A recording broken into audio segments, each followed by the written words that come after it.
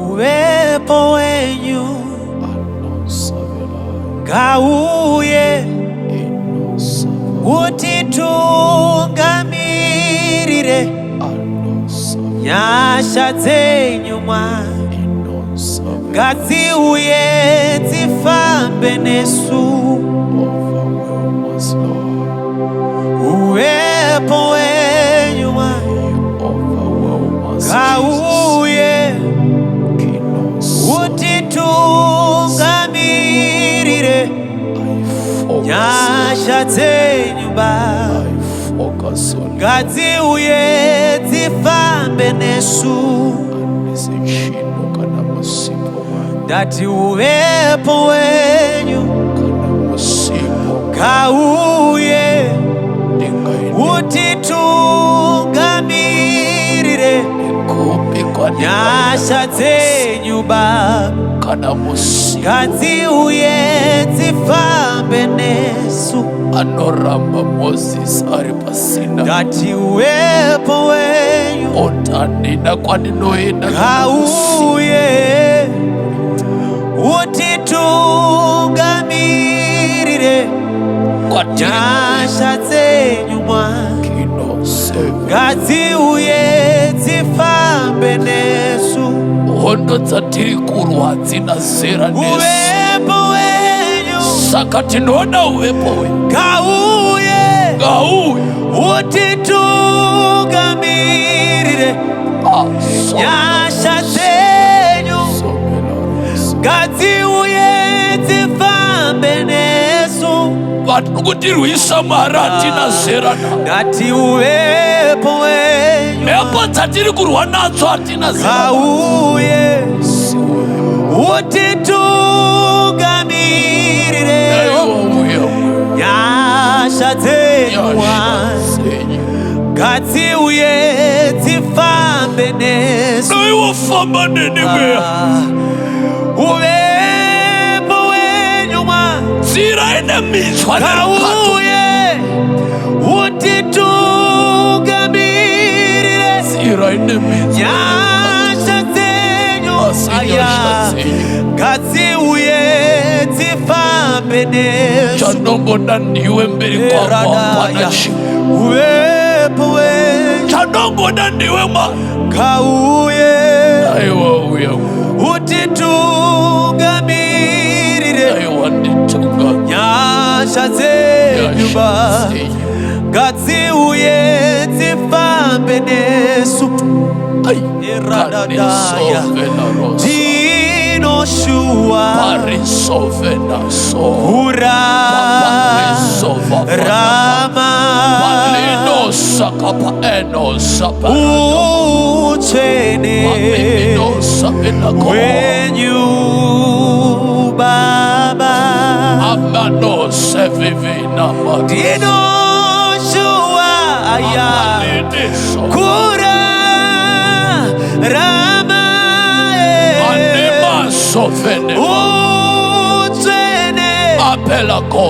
utene wenyu baba. You know what it is? Yes, sir. Simwe hondo dziri kurwiwa nevana vadzina zerana. Yes, Lord. Unondoti munhu anobata pamuviri oita mamiscarriage 4 akateedza.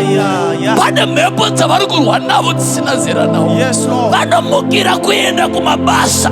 Kuti mari yacho kana vaibata hapana chainoshanda. Haisi nekuti havashande vana vane mhepo dzavari kurwa nadzo dzisina zerana. Saka kana uvepo hwaMwari ukasauya muupenyu hwavo avararama.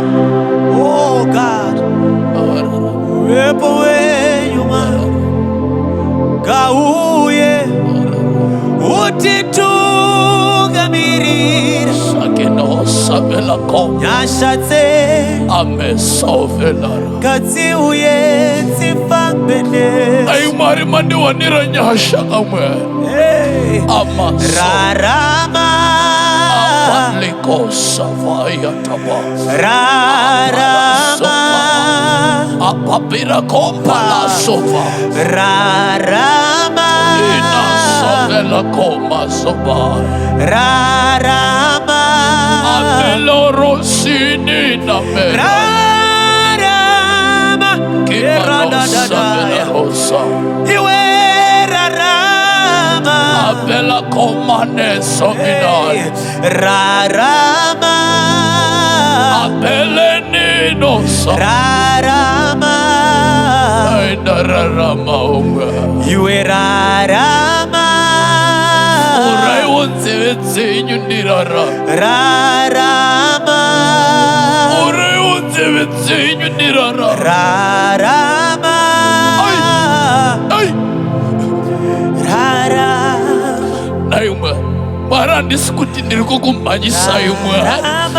Andisikuti ndirikukukurumidza asi ndareva vabereki vangu Mwari. Vakutachambera Mwari vachiri muurombo asi vakandibereka. Andisi kukumanyisa Mwari asi ndarai vakandirera Mwari.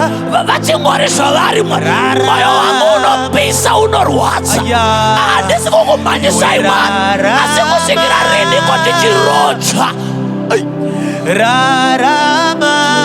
Andisi kukumanyisa Mwari kusvikira rini zvakadai. Dai Mwari makasika mandibata.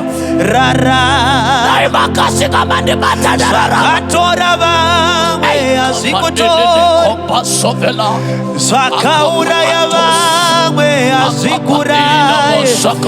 Iwe rarama. Rarama kapinaso. Iwe rarama. Itomela rosekepena. Zvakatora vamwe hazvikutora. Asikutore. Zvakauraya vamwe hazvikuraya. Iwe rarama. Iwe rarama. Tadabaya. Iwe rarama. Iwe rarama iwe. Njodzi yakatora vamwe haikutora. Haikutore. Zvakauraya vamwe hazvikuraya. Rarama iwe. Ranana barakataya. Iwe rarama. Rarama. Sobela komania so. Rarama. Apelino kamisovena. Rarama. Apela tome sovena. Rarama. You know minister. Deborah anosika parwizi kishoni. Oh God. Ndokubva Bible rati unotanga kuprofita kumweya wake. Ndokuti mweya wangu pfuura parwizi kishoni. Rwizi rwakaeredza madzibaba. Rwizi rwakatakura madzitekuru sekuru. Rwizi rwakatakura ana mukoma. Dai mweya wangu wapfuura. Deborah ane understanding kuti chakatora vamwe achinganditori. Rwizi rwakatora vamwe haringandiurayi. Handakagara pano ndinodeclare zvakauraya vamwe hazvikuurayi. Zvakaparadza mamarriage anasisi hazvikutore. Zvakauraya vamwe hazvikurayi. Chirwere chakaendesa vamwe achikuurayi. Tinoti rarama. Iwe rarama iwe. Deborah anoti mweya wangu ngaupfuure nesimba. Zvakatora vamwe hazvikutora. Ndati marriage yangu ngaipfuure nesimba. Zvakauraya vamwe hazvikurayi. Bizinesi rangu ngaripfuure nesimba. Iwe kushopo kwako ngakutengwe iwe. Maklients ngawi. Iwe rarama iwe. Zvakadonetsa vamwe hazvikutora. Ndachakawisa vamwe achindibata. Zvakaparadza vamwe hazvikurayi. Iwe rarama iwe. Iwe rarama iwe. Aya. Iwe rarama iwe. Ndachakadonetsa vamwe achisi kuzotidonetsa. Njodzi yakatora vamwe. Takaparadza vamwe achisi kuzokuparadza. Ketsa yakauraya vamwe. Iwe rarama. Iwe rarama iwe. Aya. Iwe rarama. Iwe rarama. Iwe rarama. Rarama. Rarama iwe. Rarama. Rarama iwe. Rarama. Rarama. Bible rinoti Herode anouraya James. Ndokubva wabata Peter ndokumuisa muchero. Ndokubva ona zvafadza vaJudha. Ndokuenderera mberi ndokunobata Peter. Chechi ndokunamatira Peter. Peter ndokuburitswa mucheri. Chakauraya James. Achina kubata Peter.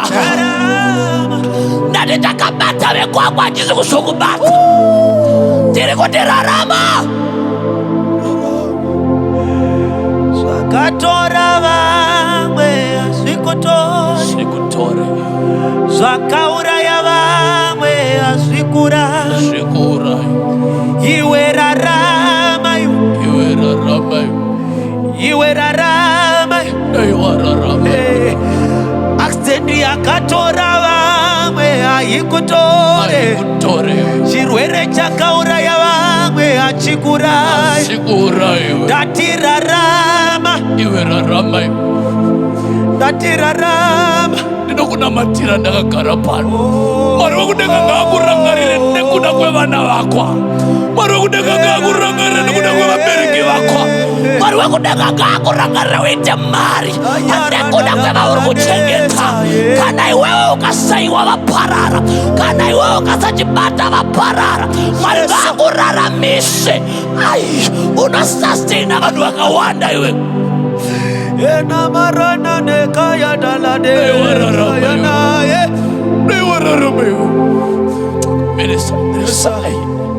You know, Bible rinoti Ruben wakatukwa na Jacobo baba wake. My God. Zvikanzi Ruben tai. But Moses achiuya anoti ndiani akatuka Ruben. Zvikanzi wakatukwa na baba wake. Zvikanzi na Moses, let Ruben live and not die. Mose unoya semprofita, unoofaraita declaration yakaitwa na baba. Pane vanhu vakanterera right now, vamwe makatukwa nevabereki venyu, makaisirwa macases, vamwe makatukwa nehama, but ndiri pano ndinoti rarama. Oh God. May that curse be removed. In Jesus' name. May that curse be removed. Ini ndichapupurao, aiwa ndichapupurao, ini ndichapupurao, ini ndichapupurao, aiwa ndichapupurao. Asirambe sakadai. Aya, ini ndichapupurao. Asirambe ndichiombera. Nekutia vanyadzise. Anyadzise. Mwari wangu anyadzise. Anyadzise. Nekutia vanyadzise. Anyadzise. Aya, Maria vanyadzise. Aya kataya.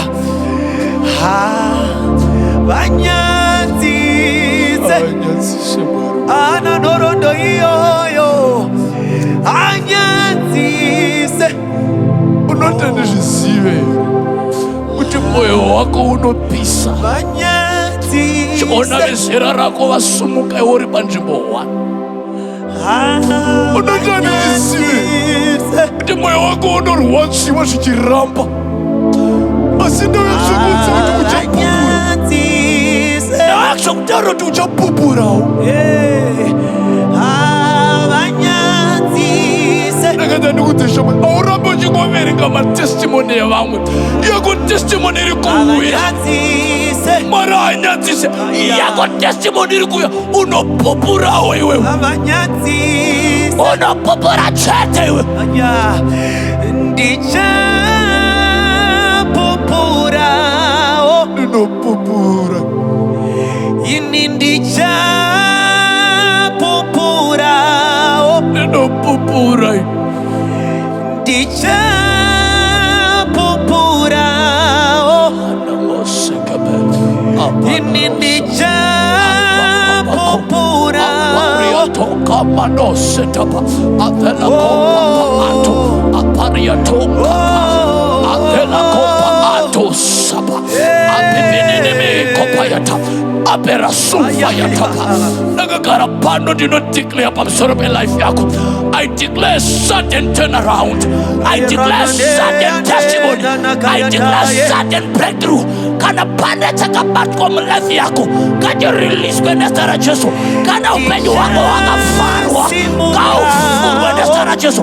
Kana kari yako yakabatko wakaira Jesu. I declare sudden breakthrough. I declare sudden change. Ndicha simukao. Aya. Ndicha simukao. Aya. Avanyatise. Avanyatise. Avanyatise baru. Avanyatise. Nekutia. Avanyatise. Arevinema barush. Arevinema. Avanyatise. Shaman, don't lose hope in God. Kune maromba kadarika iwewe anakaonaje somoka. Don't lose hope on God. Kune wasina vana for 20 years. Anakaona vachibata vana at last. Unombata, don't lose hope on God. Kune vaka graduate. Vaka ita 10 years vaka karakumpa. Asi vaka zoana basa. Don't lose hope on God. Keep holding on God. Kamana mosekaba. Hold on God. Andisati ndabona vakarura vachinyatsiswa handisati ndabona vana vake vachipema zvekudya aya zvandaive mudiki aya nasina kwekurawo handisati ndambona vakarurama vachinyatsiswa handisati ndambozviona nyangwe vana vake vachipema zvekudya nekuti avanyatsise nekuti avanyatsise. You know, minister. Yes, sir. There is a panic right now. Yeah.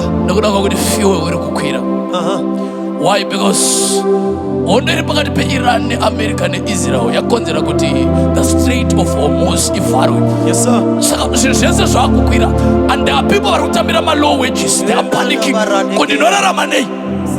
Kakana fio ya kuira mapea kuira papa pere mama taura tafita pano tarubaruti dakanga ndiri mudiki na sina ku atsana ngabona vanoimba na Jehova vachipema zvekudya ndere unizwe mwana wa mwana iwewe life yako haicontrolwe economy yepasi panapa tinocontrolwa by the heavenly bench, by the heavenly government.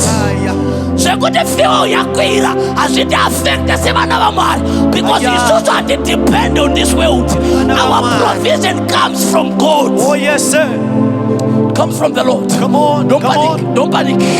I know it's oh my God, things are skyrocketing, but believe in God. He'll provide for you. Shaman, wakamborarama mCovid. Yes, sir. Mangama kafariwa vanhu mumba vasingashandi. But ukapunda iwe nemhuri yako. Wapanika kukwira kwefiwe. My God, my God, my God. Akakuchengeta mucorona. He's gonna keep you now. Jehovah. Anonzi Jehovah. Jehovah.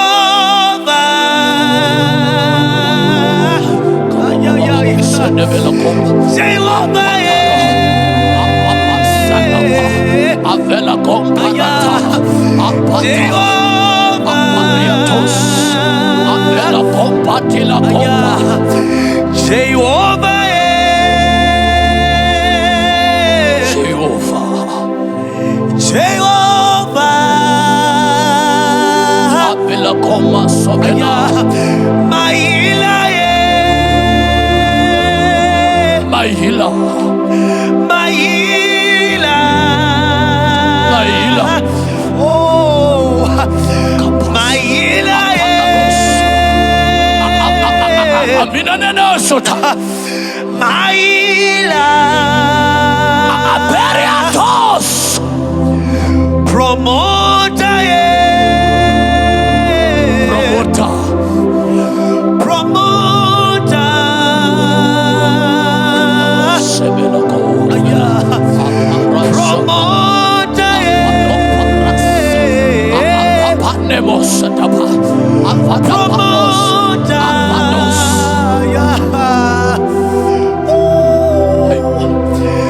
my master,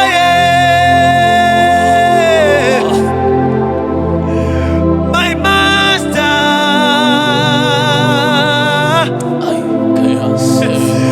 my master,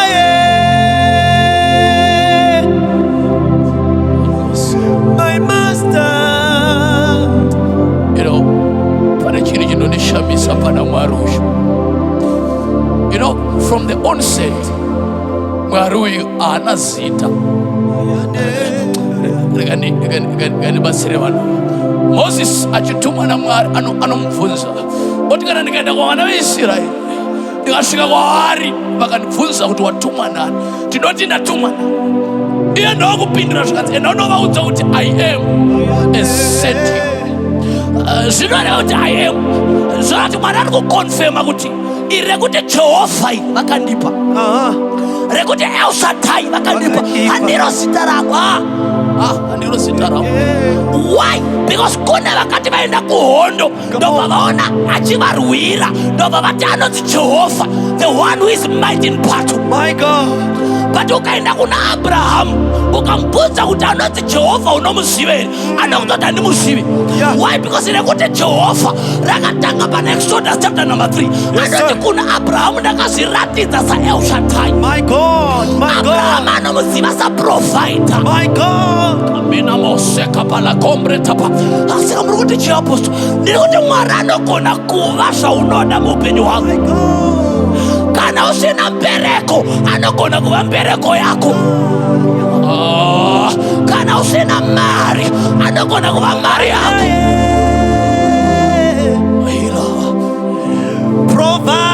Provider. Kamina mosete bela kombre. Provider. Provider. Provider. Provider. My Father. My Father. My Father. My Maker. My Maker.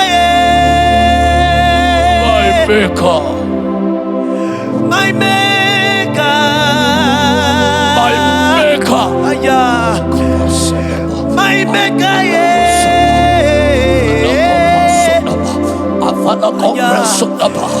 My Maker.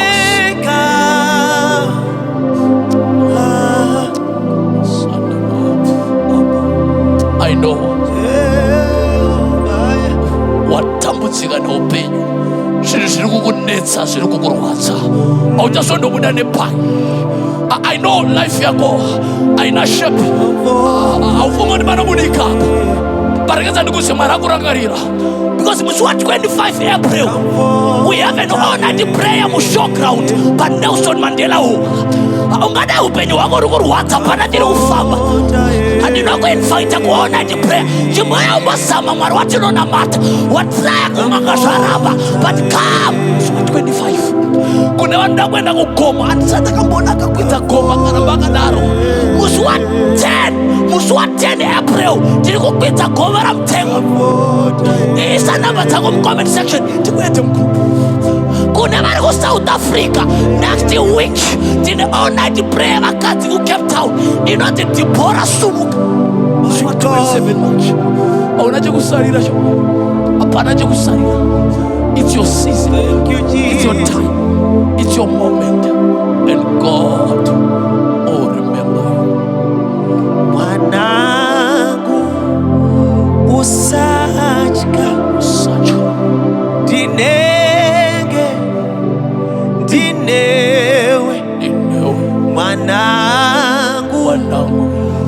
Sambochka Sachka Ndichange Nichange Ndinewe Ninewe Mwanangu Mwanangu Usachema Sachema Ndichange Ninewe Ndinewe Ndinewe Ninewe Ndinewe Ninewe Ndichange Nichange Ndinewe Ninewe Ndinewe Ninewe Ndinewe Ninewe